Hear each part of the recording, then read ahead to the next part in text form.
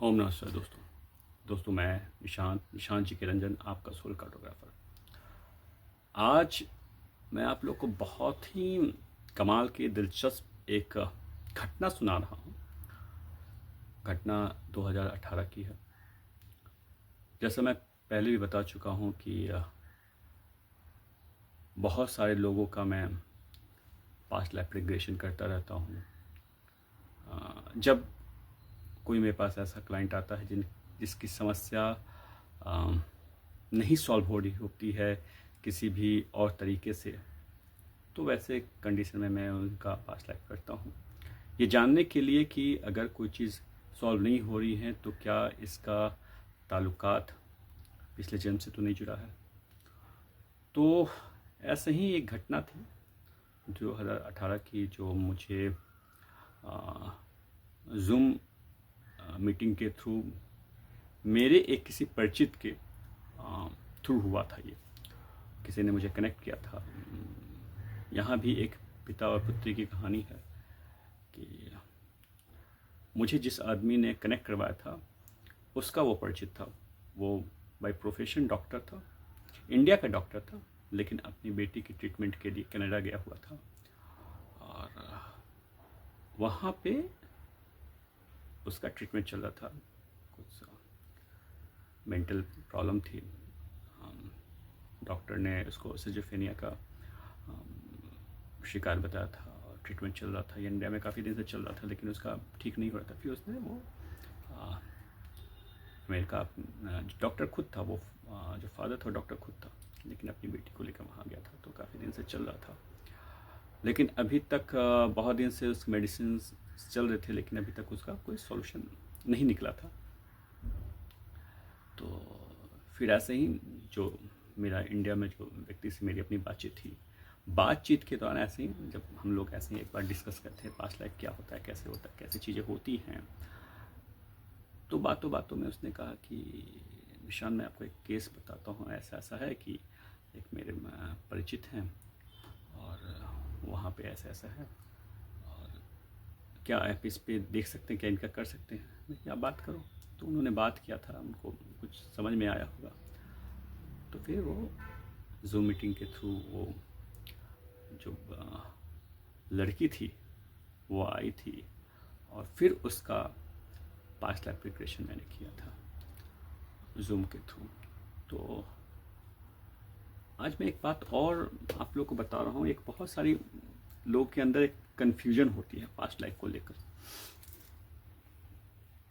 वो मैं बता, जैसे कुछ लोग कहते हैं कि जब पास्ट लाइफ की बात होती है तो आमतौर पर लोग को मन में ये सवाल आता है कि आप मेरा पास्ट लाइफ करेंगे और कहीं आप मुझे पिछले जन्म में ले गए और मैं वापस नहीं आ पाया या आ पाई, तो ऐसे मन में सवाल आते हैं। और तो ऐसा कुछ भी नहीं होता है। मैं इस चीज़ का जवाब देना चाहूँगा कि बिल्कुल ऐसी बातें नहीं है। जो लोग ऐसे मन में धारणाएं रखे हैं, तो ये आप निश्चिंत रहिए कि बिल्कुल ऐसा नहीं होता है कि आप, क्योंकि ये सारी चीज़ें जो होती है वो पूरा एक प्रोसेस होता है जो सब कॉन्शियस माइंड के थ्रू, हम लोग मेडिटेशन के थ्रू इस चीज़ को करते हैं। और तो बिल्कुल ये जो है एक भ्रांति है। ये कहते हैं ना कि बहुत सारी चीज़ें भ्रांतियाँ समाज में फैली हुई है अलग अलग। जिनको ये चीज़ पता नहीं होता है वो कुछ भी कहीं से सुनकर, जानकर और ऐसे ऐसी भ्रांतियाँ फैलाए रहते हैं। तो बिल्कुल ऐसा नहीं है कि आप नहीं आ पाएंगे, कि आप कहीं और खो जाएंगे, तो ऐसा कुछ भी नहीं है पहली चीज़। तो खैर, तो उस लड़की से मैं, हाँ, दूसरी बात क्या, कुछ लोगों के दिमाग में ये भी होता है, इस बात को भी मैं यहाँ क्लियर कर दूँ आगे बढ़ने के पहले, कि ऑनलाइन हम कर रहे हैं, पास्ट लाइफ किसी का कर रहे हैं, और बीच में ही कहीं वो खो गए, मतलब किसी को किसी हम जन्म में देख रहे हैं और अचानक से क्या हो गया, इंटरनेट चला गया या कुछ डिस्कनेक्ट हो गया, तो तो क्या कि वो वापस नहीं आ पाएंगे, फिर वहाँ फंस जाएंगे? तो ऐसा कुछ नहीं होता है। वो ये बात सच है कि अगर आप किसी को पास्ट लाइफ में ले गए हैं और बीच में अगर डिस्कनेक्ट होता है, तो वो जो व्यक्ति होता है, चूँकि अभी उसकी बातें अधूरी रहती है, तो उसके मन में बहुत सारे सवाल अभी रहते हैं। तो सवाल के लिए वो ज़रूर परेशान रहेगा, चीज़ों को जानने के लिए ज़रूर परेशान रहेगा। ये एक अलग चीज़ है, लेकिन उसको फिर से कनेक्ट किया जा सकता है। ऐसा तो होगा नहीं कि कनेक्ट नहीं किया जा सकता है, लेकिन ये नहीं होगा और फिर से वापस से उस लाइफ में जाएगा, फिर से वहीं से शुरुआत हो सके जहाँ पे छूटा था। ये होता है, लेकिन ये नहीं होगा कि वो कि वापस नहीं आ पाएगा, क्योंकि जैसे जब डिस्कनेक्ट होता है, नेट अगर डिस्कनेक्ट होगा तो फिर वो वापस से उस स्थिति में आ जाएगा। ऐसा कतई नहीं होगा कि वो वहीं पे रह गया, तो ऐसा कुछ नहीं होता है। तो ये गलतफहमियां हैं कुछ जो भ्रांति के रूप में समाज में फैली हुई है, तो ऐसा कुछ भी नहीं है, ये मैं क्लियर कर दूँ। चलिए हम आगे बढ़ते। तो मैं कहानी पे था कि जो घटना हुई थी वो क्या थी। तो जूम मीटिंग के थ्रू हमारी बातचीत हुई। तो पहले केस क्या था वो मैं आपको समझा रहा हूँ। केस ये था कि जैसा उसके फादर ने बताया कि एक इंडिया में एक डॉक्टर है, अच्छे डॉक्टर है, और उनकी अपनी हॉस्पिटल भी है, उन्होंने खुद अपना हॉस्पिटल बना रखा है। वो चाहते थे कि उनका अपना बेटा हो, और जिसको डॉक्टर बनाना चाहते थे, वो अपनी ख्वाहिशों, उनकी ख्वाहिशें बता रहा हूँ। लेकिन उनको बेटी होती है, तो बेटी को डॉक्टर बनाना चाहते हैं। लेकिन बेटी का कभी भी बचपन से जो था वो डॉक्टर बनने में कोई इंटरेस्ट नहीं था। लेकिन फादर का था कि नहीं, मुझे इसको डॉक्टर बनाना है, क्योंकि ये इतना बड़ा जो हॉस्पिटल मैंने तैयार किया हुआ है। और तो अच्छा, ये सिर्फ फादर ही उसके डॉक्टर नहीं थे, उसके फादर भी डॉक्टर थे, मतलब ये फैमिली ही डॉक्टर की थी। मतलब दादाजी डॉक्टर, फिर फादर डॉक्टर, जिनसे मेरी बातचीत हुई थी, जिन्होंने मुझे कनेक्ट किया था। एंड देन उसकी फिर बेटी को डॉक्टर बनाना चाहते थे।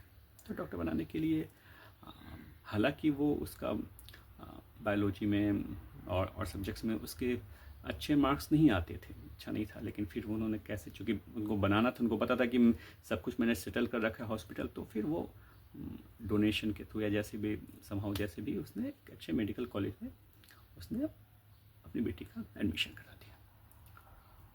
करा दिया। लेकिन वहाँ उसका पढ़ाई में मन नहीं लग रहा था हमेशा, मतलब कुछ उसको हमेशा क्लासेस में हर जगह उसको कोई चीज़ थी जिससे उसको भय लगता था, उसके अंदर एक डर था। और मतलब कुछ भी अगर, तो किसी तरह वो 3rd ईयर तक जैसे तैसे करके गई। लेकिन जहाँ भी कुछ होता था, कोई भी प्रैक्टिकल क्लासेस होते थे, तो उसको तकलीफ़ होती थी। और एक दिन क्या होता है कि वो वहाँ से गायब हो जाती है, मतलब कि कॉलेज से गायब हो जाती है। उसके बाद इधर जो है, जब बहुत दिन से, अच्छा फादर यहाँ पे अपना व्यस्त रहते थे, तो उसकी माँ वगैरह से बात होती होगी नॉर्मली जब भी। तो बहुत दिन से जब बात नहीं होती है, जो को बात नहीं होता है, लोग परेशान होते हैं। और फ़ोन भी जो है, फ़ोन वो उठाती नहीं थी, कंटिन्यू फ़ोन उठाती नहीं थी। तो इसको चिंता हुई क्या बात है। तो ये लोग जाते हैं वहाँ पे, मेडिकल कॉलेज जाते हैं, और मेडिकल कॉलेज जाते हैं तो पता चलता है कि वो तो इतने दिन से कॉलेज ही नहीं आई है, लंबा समय से कॉलेज नहीं आई है। तब होता है कि कहाँ, तो फिर ये लोग फिर अपना वहाँ पे कॉलेज में जो स्टूडेंट्स होते हैं या जैसे तैसे, इन लोग अपना पता किया। तो फिर वहाँ पे कुछ पता नहीं चलता है। फिर पता चलता है कैसे भी उनको कि ये जो है ना, बहुत ज़्यादा इन दिनों स्पिरिचुअल हो गई थी। स्पिरिचुअल मतलब कि हमेशा ध्यान लगाती थी, मंदिर ज़्यादा जाने लगी थी, इस तरह की चीज़ें उसके साथ हुई थी। तो उसी तरह वो कैसे कुछ शायद किसी लड़के से या कैसे भी उनको कुछ पता चला। और फिर एक बात पता चलती है कि एक कोई वो किसी साधु के वो संपर्क में आई थी, कोई मठ का कोई आदमी था, उसके संपर्क में आई थी और ध्यान वगैरह सीख रही थी, कुछ ऐसा था। तो फिर उसके थ्रू वो जो पेरेंट्स होते हैं, माँ बाप जो होते हैं, वो किसी तरह एक मठ में पहुँचते हैं। तो वहाँ पता चलता है कि पहले लोग तो मतलब डिनाई करते हैं, भले इधर उधर की बातें होती है, लेकिन जिस बहुत ही मतलब परफेक्ट सोर्स के थ्रू गए थे, तो वहाँ पे जब होता है कि नहीं आपके यहाँ आई है वो ऐसा, तो फिर वो आदमी एक्सेप्ट करता कि हाँ यहाँ पे थी। और फिर वो वहाँ का जो मठ का जो एक आदमी था वो बताता कि हाँ हमारे ही एक मठ के एक मेंबर थे, वो उनके थ्रू आई थी और यहाँ पे रह रही थी, हम लोग के साथ रह रही थी, यहाँ पे आश्रम रह रही थी। लेकिन वो कंटिन्यू जो है वो ध्यान करती थी, लेकिन उसने कई बार अटैम्प्ट टू सुसाइड किया। और एक बार हुआ तो उसको समझाया गया, हम लोग उसको काफ़ी समझाया। दूसरी बार हुआ, तीसरी बार हुआ, जब वो कंटिन्यू अटैम्प्ट करी थी। ये अलग बात है कि चूँकि इस आश्रम में काफ़ी लोग हैं तो वो हर बार बच गई, जो भी हमारी किस्मत अच्छी थी या उसकी किस्मत अच्छी थी जिस भी वजह से। तो लेकिन हम लोग को ये लगा कि ये सही नहीं होगा, तो फिर इस वजह से हम लोगों ने उसको मैं एक मेंटल सेंटर में डाल दिया है। तो फिर वो किसी के तो उस मेंटल सेंटर पे जाते हैं तो फादर मदर अपनी बेटी को देखकर एकदम अजीब सी स्थिति, दुबली पतली हो गई है, अजीब, मतलब जो इतनी खूबसूरत लड़की हुआ करती थी और इतनी प्यारी सी क्यूट सी लड़की थी, वो अचानक माँ बाप को मतलब आंखों में आंसू ऑब्वियस आना था, लाजमी था। तो उसको फिर डॉक्टर से बात करते हैं तो डॉक्टर वही कहते हैं कि इस केस ऑफ सिजोफ्रेनिया की उसको अलग अलग तरह का भ्रम होता है। उसको लगता है कि कोई औरत है उसको नफरत से देख रही है, तो पता ना क्या क्या, मतलब अलग अलग तरह की बातें उसको, कि वो कुछ गलत कर रही है, किसी के साथ गलत कर रही है, किसी को जहर दे रही है, तो क्या है कि वो प्योर नहीं है, वो अपवित्र है, और इस तरह की तमाम बातें बोलती रहती है कि उसकी आत्मा शुद्ध नहीं है, उसको मर जाना चाहिए, उसको अपने को भगवान को समर्पित करना चाहिए, ऐसे ऐसे तमाम क्या क्या बातें बोलती रहती है। तो फिर फादर चूँकि अच्छे एस्टैब्लिश आदमी थे, तो उनको लगा कि शायद ये हॉस्पिटल उतना अच्छा नहीं होगा मेरी बेटी के लिए, और वो चूँकि खर्च कर सकते थे, अच्छा ट्रीटमेंट दे सकते थे, तो वो पहले डॉक्टर से अपना जो भी बात करना वगैरह हुआ होगा, और फिर वहाँ से उन्होंने जो भी समझ कर उनको वहाँ से डिस्चार्ज करके, उसके बाद वो फादर जो है ना, पहले अपने देख रेख में कुछ डॉक्टर से दिखाता है जो इस चीज़ को, इसके स्पेशलाइज लोग थे, और कई जगह उसका इलाज चलता है, एक लंबे समय तक इलाज चलता है। और जब फादर को वो सेटिस्फैक्शन नहीं मिलती है, जब फादर को उस चीज़ में सेटिस्फैक्शन नहीं मिलती है, तो फिर उसको किसी के सजेशन पे वो कनाडा लेकर जाता है कि वहाँ पे उसका अच्छा, किसी का कुछ हुआ होगा तो मतलब संभव उनकी अपनी सर्कल निकली होगी, जो भी कि बेहतर है कि क्या है जो भी है, तो वो लोग वहाँ पे जाते हैं, क्या कनाडा जाते हैं। कनाडा में भी लंबे समय से इस चीज़ का इलाज चल रहा था, और अभी तक दवा पे दवा काफ़ी, मतलब बहुत सारे चेंजेस, इंडिया में बहुत सारे दवा चले थे, बहुत सारे चेंजेस हुए, लेकिन अभी तक वो सेटिस्फैक्शन नहीं था। और बस उसको, उस लड़की को ज़्यादातर लोग क्या करते थे कि ऐसी दवा देते थे जिससे कि वो हमेशा सोई रहती थी और नींद में ज़्यादा रहती थी, हमेशा, और जब भी रहती तो ऐसे इस तरह की स्थिति है। और तो अभी तक चूँकि वो नहीं हुआ था, तो ऐसे में, और एक तरह से फादर ट्रीटमेंट तो करवा था अपने तरफ से बेस्ट, लेकिन उसको ये लग रहा था कि हाँ मेरी बेटी ठीक है, खा रही है, पी रही है, ठीक है, सारी चीज़ है, और लेकिन उसके अंदर ये था कि ऐसा कब तक चलेगा, मतलब ये तो जस्ट मतलब समय जा रहा है, और लेकिन वो ठीक होने की स्थिति नहीं थी, तो उसके अंदर था, लेकिन उसकी नज़र में ये बेस्ट जगह पे था, तो चल रही थी चीज़ें। तो ऐसे में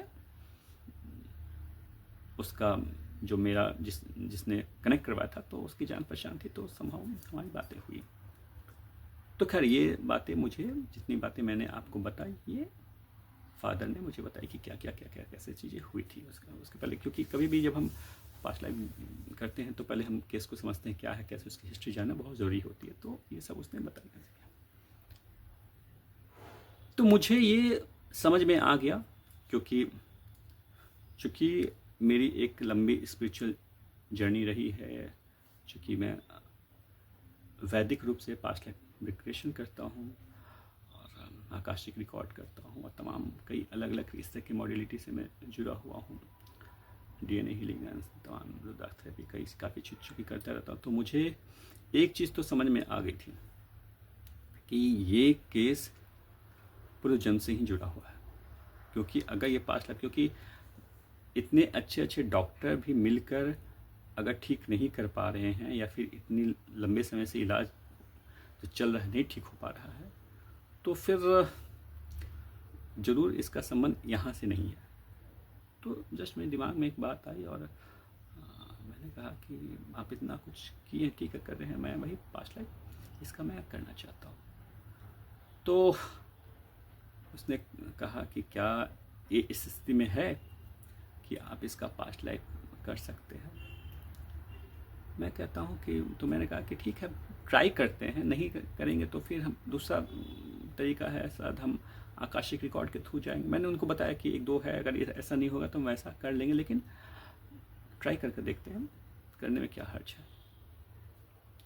और सबसे बड़ी बात क्या है कि वैदिक पास्ट लाइफ की खासियत ही कि जहाँ पे नॉर्मल पास्ट लाइफ जहाँ ख़त्म होता है वहाँ से वैदिक की शुरुआत होती है। वैदिक भी वैसे भी हमारा ये नया नहीं है, ये तो गरुड़ पुराण में जाएं या कहीं भी उसका हर जगह जिक्र है पूर्वजन्म के बारे में। तो वहाँ से वो एक अलग उसका तरीका है। तो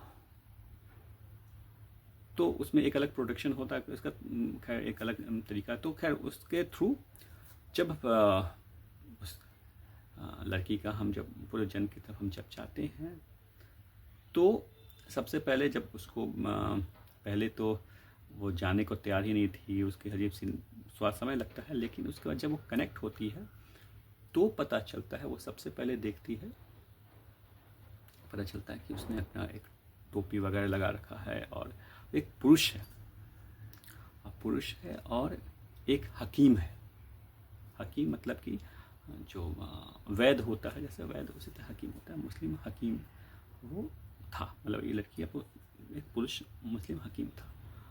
और तो देख रहा है कि वो जो है वो किसी को, दूसरा कोई व्यक्ति है जिसको कुछ दवा दे रहा है, दवा देख रहा है, और उसके सामने एक खूबसूरत लड़की बैठी हुई है।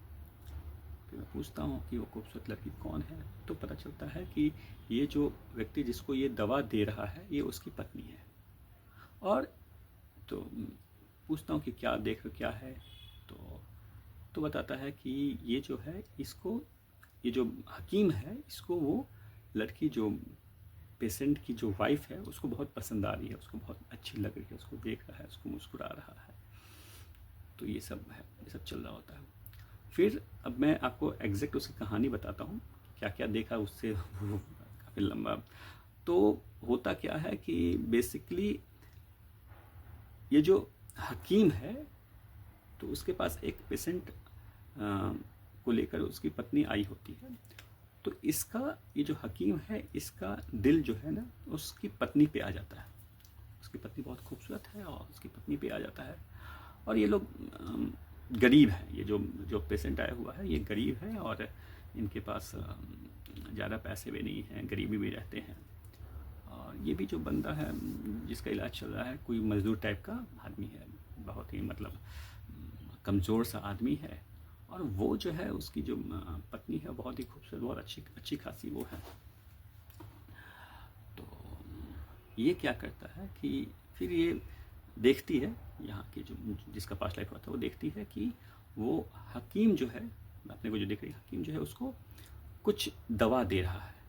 और दवा देने पता चलता है कि वो ऐसी दवा दे रहा है, एक तरह से उसको स्लो पॉइजन टाइप की चीज़ दे रहा है, जैसे एक धीमी जहर जिसको कहा जाता है, जिससे कि वो आदमी, उसका मकसद होता है। मैं पूछा कि तुम ऐसा क्यों कर रही हो, तो उसने बताया कि उसका मकसद जो है वो है कि इसके पति को मारना है, मतलब ये जो पेशेंट आया है उसको मारना उसका मकसद है, क्योंकि वो उस लड़की को इतना पसंद करने लगा है कि उससे इसको निकाह करना है। तो होता है फिर वो धीरे धीरे ऐसा उसको देता है। और चूँकि ये जो औरत थी ये पूरी तरह से इस पर विश्वास करती थी इस हकीम पे। हकीम का एक अच्छा खासा क्रेज़ था, मतलब कि वो एक अच्छा हकीम था। लोग उसके पास अपने जब कहीं कुछ इलाज नहीं होता तो उस हकीम के पास जाते थे। तो हकीम पर उस औरत को बहुत विश्वास था, चूँकि बहुत कम पैसे में करता था, कई बार लोगों को फ्री में कर देता था। तो बहुत अच्छा समाज सेवी भी था, इस तरह का वो बंदा था। तो इसलिए उसके लिए वो मतलब आ गई थी और उसका आज बहुत विश्वास था। तो धीरे धीरे क्या होता है कि उसको स्लो पॉइजन धीरे धीरे दे देकर वो एक दिन पेशेंट जो होता है वो मर जाता है। मर जाता है तो फिर अब यहाँ पे इसकी ऑब्वियसली अकेली हो जाती है, क्योंकि इसके पति के अलावा इसके पास कुछ था नहीं। इन बिटवीन जो इसका इलाज चला था, जो इसके पास हमेशा जो इसके जगह पे आती थी और ये सब चलता था, तो इन दोनों में अच्छी बातें हो गई थी। ये इसको काफ़ी कुछ सहानुभूति देता था, बहुत अच्छी इसके साथ इसके अच्छी बातचीत हो गई थी। तो कुछ दिन बाद जब उसके पति जब मर जाता है तो ये इससे उससे निकाह की बातें करता है कि मैं तुमसे मुझसे तुम शादी कर लो, ये ब्ला ब्ला ब्ला जो भी होता है उससे, मतलब उससे शादी की बातें होती है। उसके बाद उससे उसका अपना धर्म परिवर्तन करवाता है, उससे शादी उसकी होती है, निकाह कर लेता है जो भी हुआ है, और लंबे समय तक उसके साथ रहता है। उस औरत को ये कभी भी पता ही नहीं चलता है कि जिस व्यक्ति से, जिस हकीम से इसने शादी किया है, उसके मौत के पीछे उसके पति को जहर से मारने वाला यही आदमी है। उसको पता ही नहीं चलता, पूरी ज़िंदगी भर इस बात का नहीं होता है। और ये इसके साथ अपनी ये पूरी ज़िंदगी अच्छे से गुजार रहा होता है, सारे कुछ होते हैं, उसके अपने बच्चे वगैरह भी होते हैं, सारा कुछ चल रहा होता है। और वो उसकी ज़िंदगी फिर उसका लास्ट में, वो जब देखा जाता है कि लास्ट टाइम होता है, तो उसकी एक एक्सीडेंट से इसकी मृत्यु हो जाती है। एक्सीडेंट में वो कहीं जा रहा होता है, कोई एक बस होता है, बस में वो कहीं कहीं खाई वाई में गिरती है, कहीं कुछ ऐसा होता है, और दम घुटने से कहीं ऐसी जगह पर फंस जाता है, दम घुटने से इसकी मृत्यु हो जाती है। किसकी मृत्यु हो जाती है? हकीम की मृत्यु हो जाती है। तो ये उसका आखिरी वो था। तो वहाँ पे हम लोग लास्ट टाइम पूछते हैं, जबकि मृत्यु होती है तो पूछते हैं कि क्या तुम्हारे अंदर, क्या वो एक लास्ट थॉट क्या रहा? तो उसके लास्ट थॉट यही था कि उसने गलत किया, उसने किसी की हत्या करके, जो वो एक हकीम था तो उसका काम था लोगों को बचाना, लेकिन उसने अपने स्वार्थ के लिए उसने किसी के साथ गलत किया, और किसी की औरत को एक तरह से उसने जबरन धोखे से ही उसने फंसा के उसने निकाह किया। तो ये उसके अंदर गिल्ट था कि उसको नहीं करना था, और शायद इसी वजह से उसकी ये मृत्यु हो रही है, ये उसकी सज़ा मिल रही है, क्योंकि जिस तरह वो एक्सीडेंट हुआ, जिस तरह से वो मर रहा था, ऐसा नहीं था कि उसकी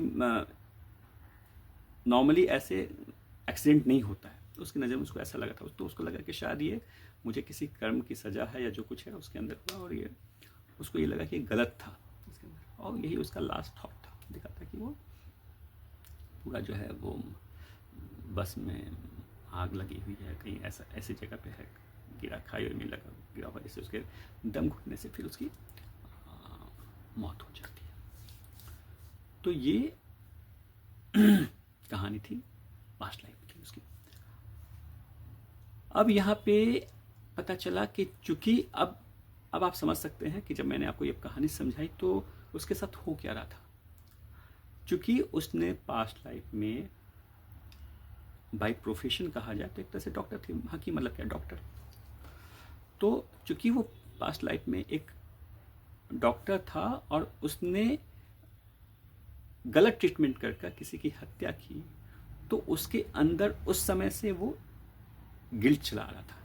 तो ये जो शरीर जब इसने धारण किया, जब यहाँ पे लड़की का शरीर धारण किया, तो वो सब कॉन्शियस माइंड में वो जो कहते हैं ना, वो कर्मा आपके अंदर फिट था, उसको पता था कि ये गलत है। अब क्या होता है, कॉन्शियस माइंड को वो चीज़ें पता नहीं होती है, तो लेकिन उसके अंदर हमेशा एक अविश्वास की चीज़ें लगती थी। इस वजह से उसको लगता था कि उसने गलत काम किया, तो इसलिए उसको लगता था कि वो अगर फिर से अगर ये डॉक्टर बनती है तो गलत ही करेगी, क्योंकि उसने गलत किया था। इस तरह के तमाम उसकी चीज़ें थी, और उसको वही सब चीज़ें जो थी वो कंटिन्यू वो जो गिल्ट बनकर उसको हमेशा उसके सामने आती थी अलग अलग ढंग से। वो जो कहती थी कि मैं अपवित्र हूँ, मैं गलत हूँ, और जब यहाँ तक कि जब वो मठ में गई तो मठ में जाने का भी उसका कारण, क्योंकि यहाँ पे तो पहली बात इस बात से वो संतुष्ट ही नहीं थी कि मैं एक अच्छी डॉक्टर हो सकती हूँ, मैं इस लायक नहीं हूँ, मैं इस लायक नहीं हूँ। ये दिमाग में कहाँ से आया? ये दिमाग में आया उसके पास लाइफ के जो उसने कर्म किए थे, और इस वजह से वहाँ उसने छोड़ दिया।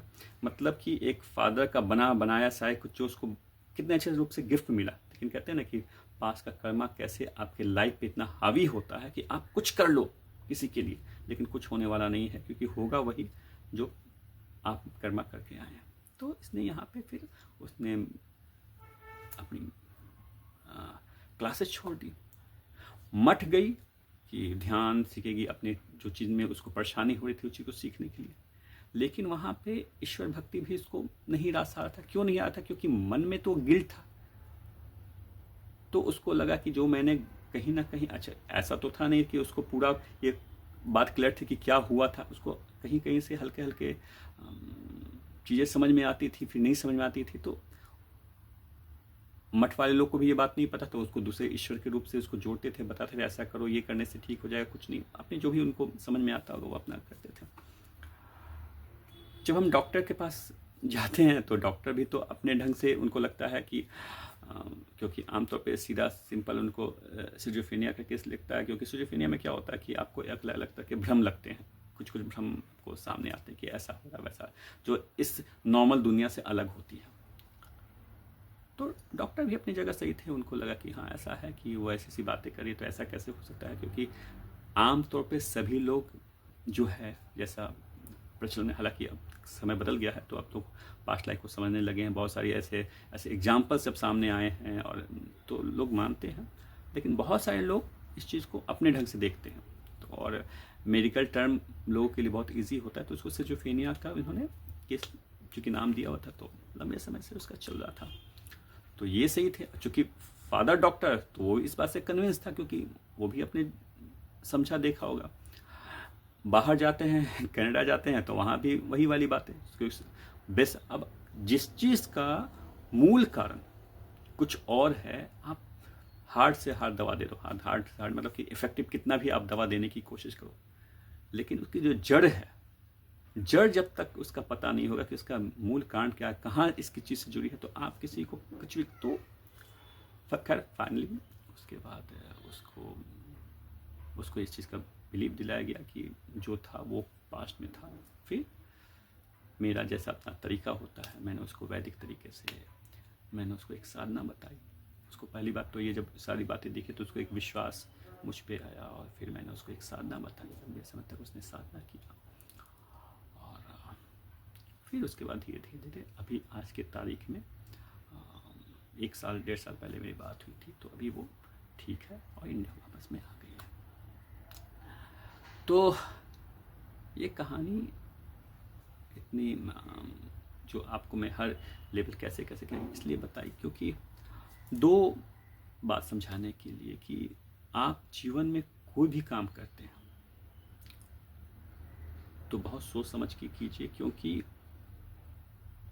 कई बार ऐसा होता है कि आप अपने कोई भी कर्म को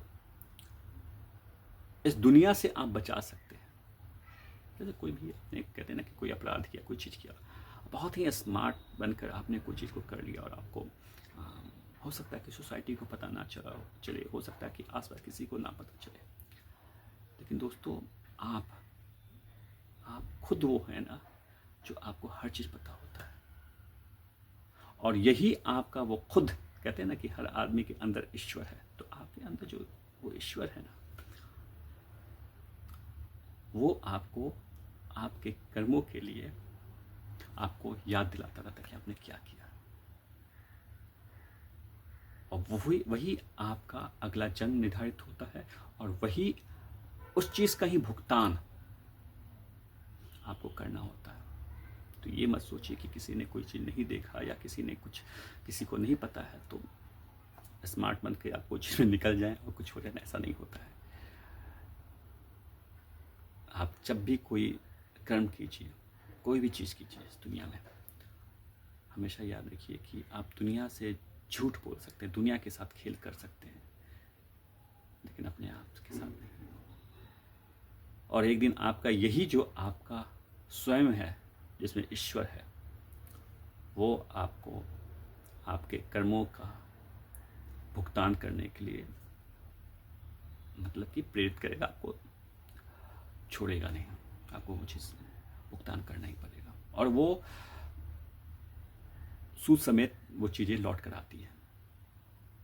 आपने इस घटना से आपने समझ ली होगी कि एक अच्छा खासा एस्टैब्लिश परिवार, बाप ने अपने बेटे के लिए क्या नहीं किया। अगर उस जन्म में उसका कुछ नहीं, तो इसमें इस लाइफ में उसको सब कुछ था, सब कुछ दिया गया था, लेकिन कैसे कैसे चीज़ें उसकी डिस्टर्ब हुई, एक लंबा समय उसका डिस्टर्ब हुआ, सब चीज़ें हुई। तो उसके साथ साथ जो मैंने उसको साधना बताई थी, वो साधना मैं अभी आप लोग के सामने, आप लोग के लिए अपलोड करूँगा।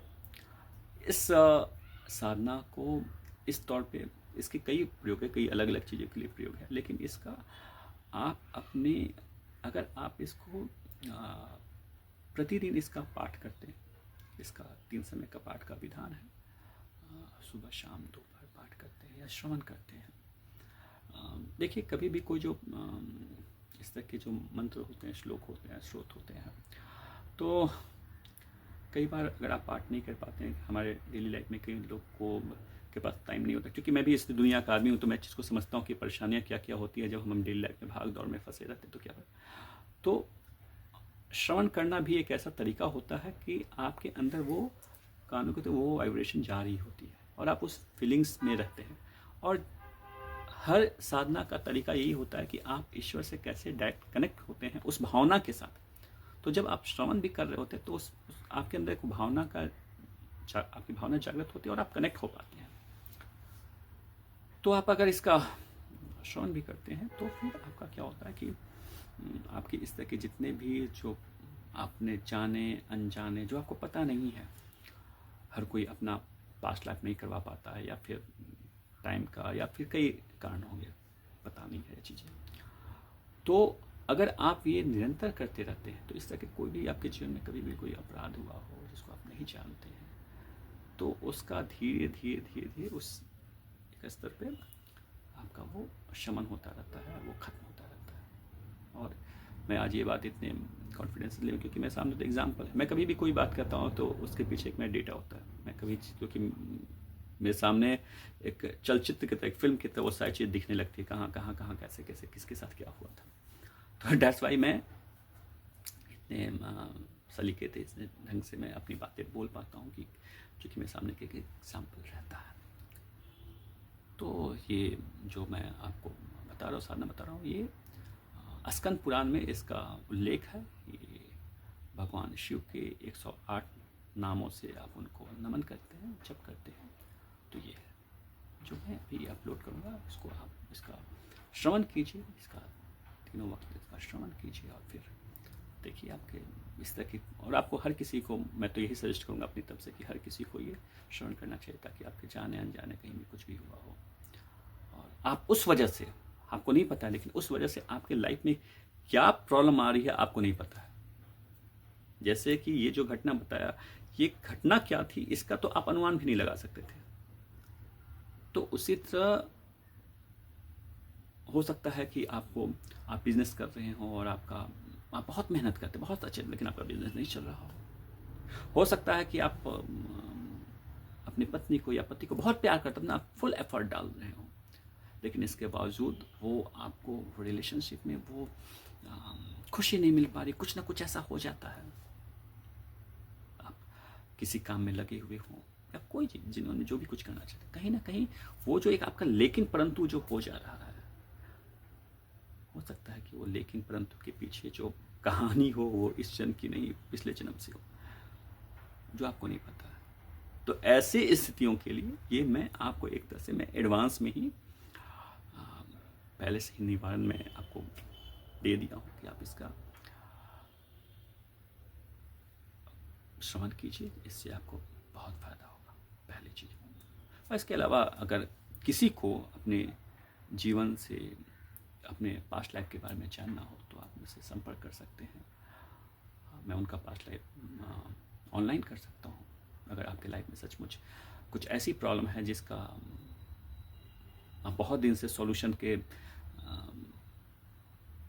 इंतज़ार में हैं, लेकिन सॉल्यूशन नहीं मिल रहा है, आप डॉक्टर्स के पास गए हों या फिर नीम हकीम वैद जिसके पास ब्ला ब्ला जहाँ भी आप गए हों, और आपका चीज़ें अगर आपके साथ नहीं चीज़ें सॉल्व हुई हो, तब उसके लिए भी मुझसे संपर्क कर सकते हैं। मैं उस वैदिक तरीके से उसके गूढ़ रहस्य को जान कर समझ के आपको आपके लाइफ की जो भी परेशानी है उसका सॉल्यूशन बताऊंगा। ओम नमः शिवाय।